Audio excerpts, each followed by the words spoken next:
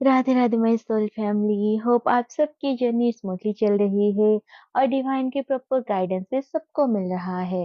तो new moon के बाद जो एनर्जी है ये बहुत ही प्यारी एनर्जी है, जहाँ पर आपके जो डीएम है ये इस कनेक्शन को और आपकी जो इम्पोर्टेंस है उनकी लाइफ में वो बहुत ही अच्छे से समझ रहे हैं।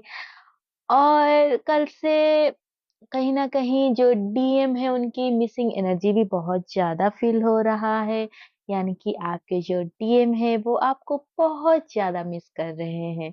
तो ये तो रहा अभी न्यू मून की जो एनर्जी है, क्योंकि यहाँ पर डीएम जो है वो उनके साइड में उनके ऊपर डिवाइन काम कर रहे हैं, और ये 3D में भी चल रहा है और 5D लेवल पर एनर्जेटिकली भी उनके ऊपर हीलिंग हो रहा है। तो 3D में जो हीलिंग हो रहा है, तो डीएम की हीलिंग कैसे होती है?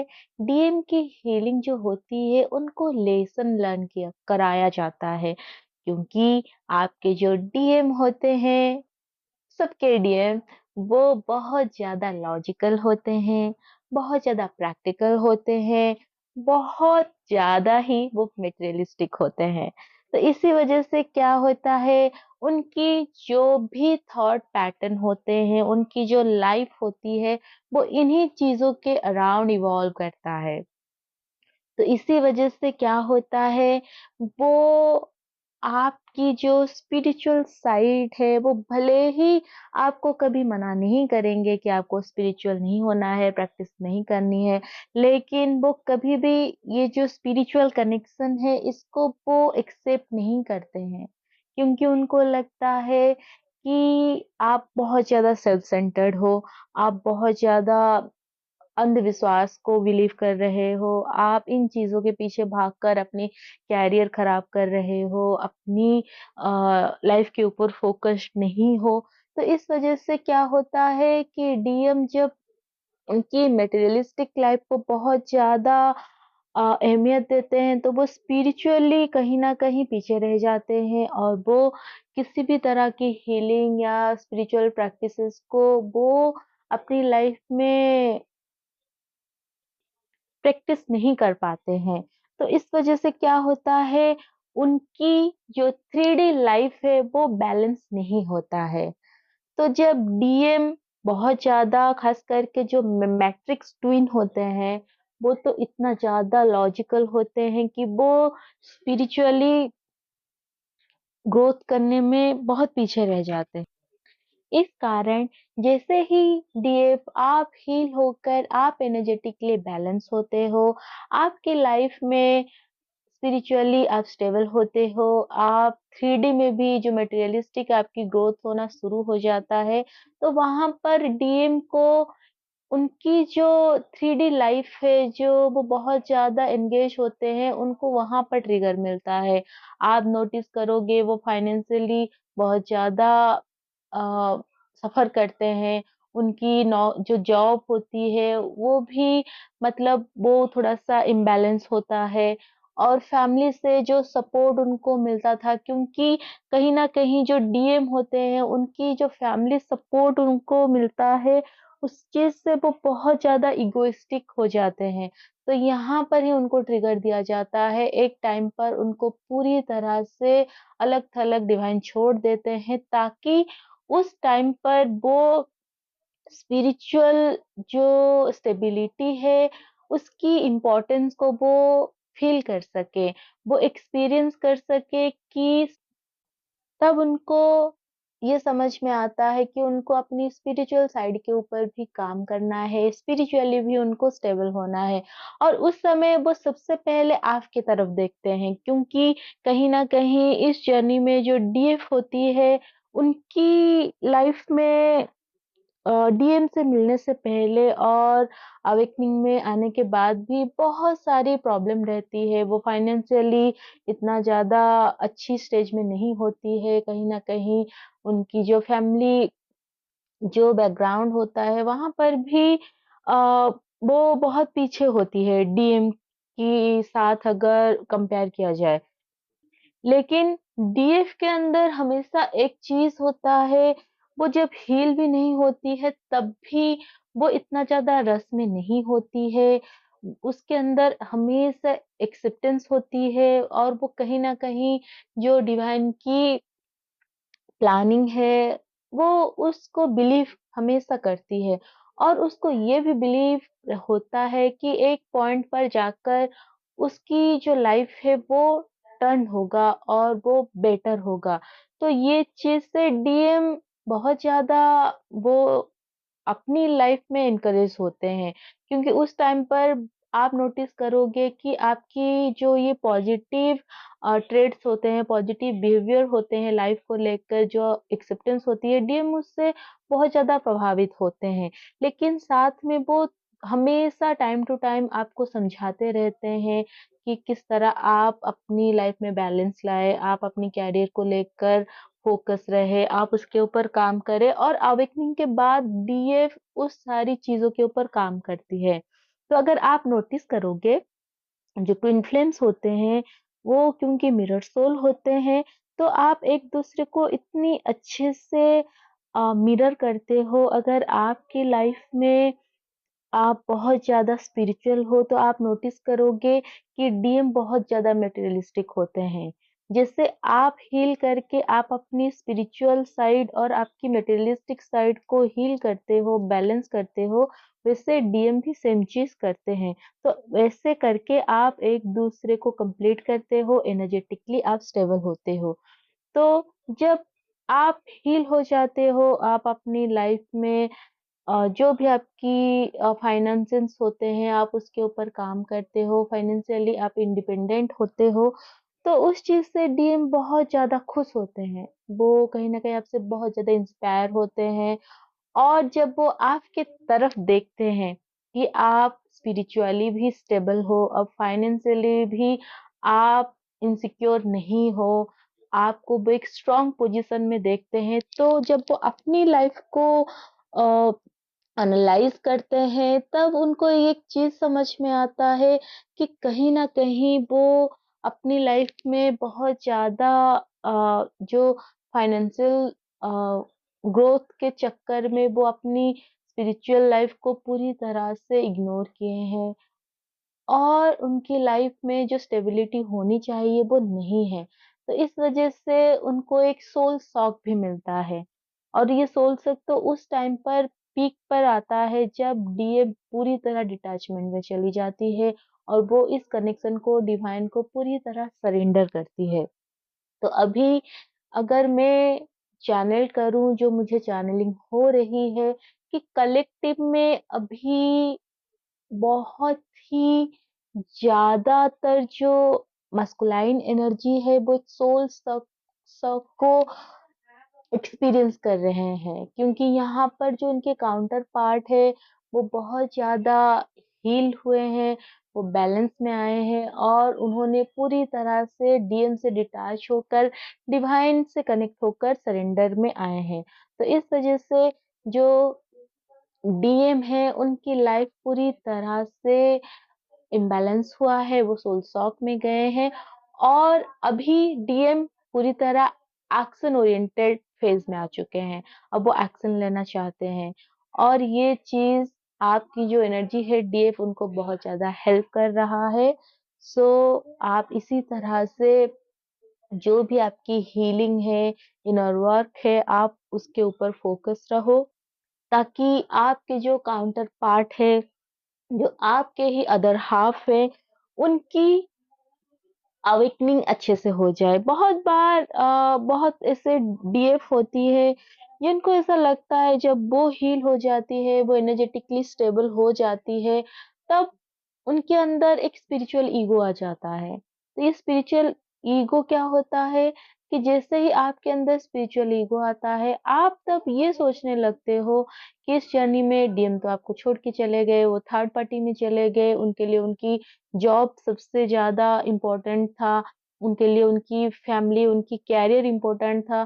तो जब आप हील होके आप स्टेबल होते हो, आपकी लाइफ में अच्छी खासी फाइनेंशियल ग्रोथ आ जाती है, तब आप यही सोचते हो अब तो आप स्पिरिचुअली इवॉल्व हो चुके हो, आप एनर्जेटिकली स्टेबल हो चुके हो, फाइनेंशियली भी आप इंडिपेंडेंट हो चुके हो, तो डीएम की क्या ज़रूरत है?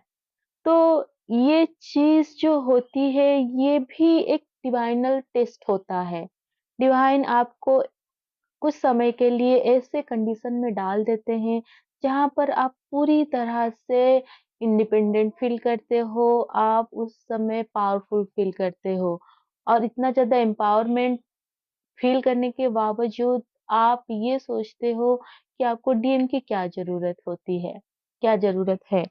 तो यहाँ पर जैसे ही आप ये थॉट को रखते हो, आप डीएम से पूरी तरह से डिटैच हो जाते हो या फिर डीएम की जो पास्ट बिहेवियर है, आप उसको लेकर एक जजमेंटल थॉट लाते हो अपने अंदर, तो नेक्स्ट स्टेज क्या होता है? नेक्स्ट स्टेज होता है कि जैसे ही आप ये सोचकर आप अपने लाइफ में आगे बढ़ने के लिए सोचते हो, वैसे ही एनर्जेटिकली आपको फिर से वही चेज़िंग वाली एनर्जी में लाया जाता है, ताकि आपको ये एहसास दिलाया जा सके कि इस जर्नी में आप अपने ट्विन को छोड़ के आगे नहीं बढ़ सकते हो, ये इम्पॉसिबल है। भले ही 3D में आपकी जो भी सिचुएशन है, अगर ऐसा है कि आप लोग दोनों की मैरिज नहीं हो सकता है, आप लोगों की 3D यूनियन इम्पॉसिबल है, जो भी सोशल डिफरेंसेस है या फिर जो भी अ, चीज़ें हैं आप लोग दोनों के बीच में, फिर भी आपको अनकंडीशनल लव में आना है, आपको एनर्जेटिकली यूनियन में आना है, तभी जाकर आपकी लाइफ स्टेबल हो सकता है। जैसे ही आपके अंदर स्पिरिचुअल ईगो आता है, फिर से आपको पूरी तरह से ड्रेन कर दिया जाता है, आप ज़ीरो में आ जाते हो। तो डीए इस चीज़ को लेकर आपको बहुत ज़्यादा केयरफुल होना है। यहाँ पर डीएम के लिए भी सेम चीज़ है। जो भी इस जर्नी में अभी प्रेज़ेंटली इनर वर्क कर रहा है, जो कॉन्शियस है, तो उनके लिए ये गाइडेंस है। अगर आपके अंदर किसी भी तरह से स्पिरिचुअल ईगो आ रहा है, इट मीन्स ये एक वार्निंग साइन है। आपको उस ईगो को डिवाइन को सरेंडर करना है। एक टाइम पर जब आप पूरी तरह से गॉड को सरेंडर होते हो, जिस भी रिलीजन से आप बिलॉन्ग करते हो, वो मैटर नहीं करता है। क्योंकि एट द एंड अगर हम देखें इस दुनिया में एक ही गॉड है जो सुप्रीम है। वो आप जो भी नाम आप देना चाहते हो आप दे सकते हो। मेरे लिए मेरे कान्हा है, आपके लिए जीसस हो सकते हैं, किसी के लिए अल्लाह हो सकते हैं। तो एक ही वो है जो सुप्रीम एनर्जी है। प्रेम की जो जर्नी है, ये भक्ति की मार्ग से अलग नहीं है। भले ही शुरुआत में आप किसी पर्सन को लेकर ऑब्सेस्ड होते हो, आप उसका साथ पाने के लिए कुछ भी करना चाहते हो, लेकिन जब वो पर्सन आपको छोड़ के जाता है, तब डिवाइन ही होते हैं जो आपको सँभालते हैं। तब डिवाइन ही होते हैं जो आपको उनके तरफ लेके जाते हैं और जैसे ही आप डिवाइन से जुड़ते हो, आप संसार में जितनी भी सारी पेन होती है, जो भी सारी दर्द होता है, आप उन सबको भूल जाते हो। आप उस समय परमानंद में आते हो। तो एट द एंड इस जर्नी में आप प्रेम की मार्ग से होते हुए भक्ति के मार्ग में पहुँचते हो। और ये सबसे सुंदर मार्ग होता है। अगर मैं अपनी लाइफ के और अपनी पॉइंट ऑफ व्यू से इसको देखूँ और बताऊँ, तो ये दुनिया की सबसे खूबसूरत मार्ग होता है। क्योंकि अगर आपके अंदर सिर्फ़ भक्ति है, तब भी आप पूरे नहीं हो और आपके अंदर सिर्फ़ प्रेम है, आपने कभी भक्ति को एक्सपीरियंस नहीं किया, तब भी आपका जो प्रेम है वो अधूरा है। क्योंकि हम जो जितने भी सोल होते हैं, हमें फिर से अपने घर जाना होता है, जहाँ से हम आए हैं और हम कहाँ से आए हैं, उस परमपिता से आए हैं। उनसे अलग होकर हम इस धरती पे भटक रहे हैं और ये ट्विन फ्लेम जर्नी ही हमें मिला है, जो मोक्ष की जर्नी है।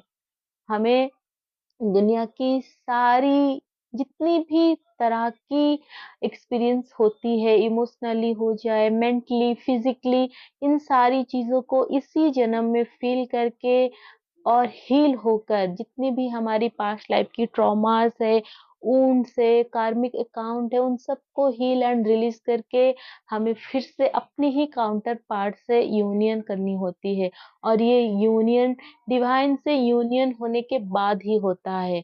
अगर आपकी यूनियन डिवाइन से यूनियन होने से पहले होता है, तब भी आपकी जर्नी में बैलेंस नहीं आता है। तब भी आप साथ होते हुए भी आप लड़ते हो, झगड़ते हो, लॉजिकल होते हो और सेल्फिश भी हो जाते हो बहुत बार। और आपके अंदर ईगो आता है, आपके अंदर डाउट्स होते हैं, चाहते हुए भी आप बैलेंस नहीं हो पाते हो। बट जिस दिन आप डिवाइन से पूरी तरह से अलाइन होते हो, पूरी तरह से आपकी जो सोल है वो डिवाइन की साथ मर्ज होती है, उसके बाद आप परमानंद में आते हो।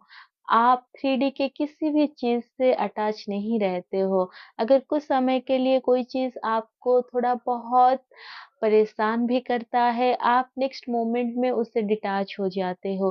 तो यही होता है स्पिरिचुअलिटी की एक्चुअल पावर जो अभी बहुत सारे डीएमडीएफ ये जो स्टेज है वो पार कर चुके हैं। लेकिन कुछ ऐसे ट्विन फ्लेम्स की एनर्जी ऐसी मैं महसूस की हूँ जो कि बहुत ज़्यादा अभी एक स्पिरिचुअल ईगो में गो थ्रू कर रहा है। तो आपको यहाँ पर इस चीज़ को रिलीज़ करना है। आपको अपनी सारे कर्म, सारे भाव, सारे जो भी थॉट आते हैं वो डिवाइन को सरेंडर करना है। अगर आपके अंदर गुस्सा आ रहा है, आपके अंदर नफ़रत आ रहा है किसी के लिए, आपके अंदर किसी के लिए बहुत प्रेम आ रहा है, तब भी ये सारी जितनी भी अवस्थाएँ हैं, आप इन सारे इमोशंस को उस परमपिता को समर्पण कर दो। अपने सारे कर्म को उनको समर्पण कर दो। तभी जाकर आप जितने भी कर्म है उससे मुक्त होकर साल्वेशन की ओर जा पाओगे। जो मोक्ष की जर्नी है आप उसके ओर जा पाओगे। तो इस वजह से अभी जिस भी माइंडसेट में आप हो, अगर आप किसी को फॉरगिव नहीं कर पा रहे हो, आप किसी एक इमोशन में खुद को ट्रैप फील कर रहे हो, तो ये सारी चीज़ों को डिवाइन को सरेंडर कर दो। सरेंडर ही एक ऐसी अवस्था है, जब आप इस अवस्था में आते हो तभी जाकर आपकी जो लाइफ है वो चेंज होता है। जब तक आप लॉजिकल रहोगे, जब तक आप कैलकुलेटिव रहोगे, आप कभी भी स्टेबिलिटी को फ़ील नहीं कर पाओगे, आप कभी भी हील नहीं हो पाओगे। तो इसलिए सरेंडर करना और साथ में फ़ेथ रखना बहुत ज़रूरी है। तो इस समय आपके लिए यही गाइडेंस डिवाइन दे रहे हैं कि आप सरेंडर करो और आप फ़ेथ रखो और साथ में आपको फ़ॉरगिवनेस में भी रहना है। तो ये रहा कुछ अ ट्विन फ्लेम्स की एनर्जी जो अभी बहुत ज़्यादा स्पिरिचुअल ईगो को फ़ील कर रहे हैं, तो आपको ये सारी जो भी आपके ट्रेट्स है, फीलिंग्स है, वो डिवाइन को सरेंडर करना है और आपको डिटैचमेंट भी प्रैक्टिस करना है ताकि आपके जो काउंटर पार्ट है, वो हील होकर आपकी तरफ आ पाए। और एक चीज़ है कि जिन जो न्यू अवेकनिंग है, तो यहाँ पर आपको बहुत ज़्यादा पर्जिंग हो रहा है, आप बहुत ज़्यादा पेन में हो, आपको ऐसा लग रहा है जैसे आपकी लाइफ में कुछ भी नहीं हो रहा है, आप हीलिंग कर रहे हो, कुछ काम नहीं कर रहा है। तो अगर बहुत ज़्यादा पर्जिंग फ़ील किए हो इस न्यू मून में और आप बहुत ज़्यादा ट्रिगर हुए हो, आपके अंदर कहीं न कहीं बहुत सारी नेगेटिविटी रिलीज़ हुआ है इस समय। ये पर्जिंग ही है जो कि साइन है कि आपकी हीलिंग काम कर रहा है। तो इसको समझने की कोशिश करो। जैसे अगर एक कपड़ा है जो बहुत समय से गंदा होकर पड़ा हुआ है, तो उसकी जो पहली वॉश होती है, जब आप पहली बार उसको साफ करते हो, सिर्फ पानी में अगर साफ करोगे तो उसमें से कुछ काला पानी निकल जाएगा, तब भी वो कपड़ा साफ नहीं होगा। लेकिन जब आप उसको फिर से डिटर्जेंट में या फिर सोप लगाकर उसको आप वॉश करते हो, तो उसकी जो चमक है वो थोड़ी-सी आती है। क्योंकि वो बहुत टाइम से पड़ा हुआ है गंदा होकर, तो जब 3, 4, 5, 6 बार आप उसको धोते हो, उसकी जो एक्चुअल चमक है वो बाहर आता है। वो 1-2 वॉश में पॉसिबल नहीं होता है। उसी तरह आपकी सोल के अंदर ना जाने कितनी सारी ग्लटर थी, कितनी सारी वुंडेड एनर्जीज़ था, जो स्टक होकर था और ना जाने कितनी लाइफ से आप ट्रॉमा कैरी करके इस लाइफ में आए हो। तो ये सारे ट्रॉमा एक-एक करके रिलीज़ होगा।